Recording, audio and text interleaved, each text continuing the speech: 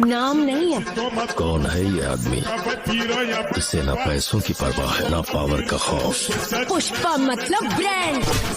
Party होगी पुष्पा। जब एक पति अपने बाइकों की सुने तो क्या होता है, पूरी दुनिया को दिखाएगा। पुष्पा को नेशनल खिलाड़ी समझे क्या? फायर है तू। वाइल्ड फायर है। ये होगी पार्टी।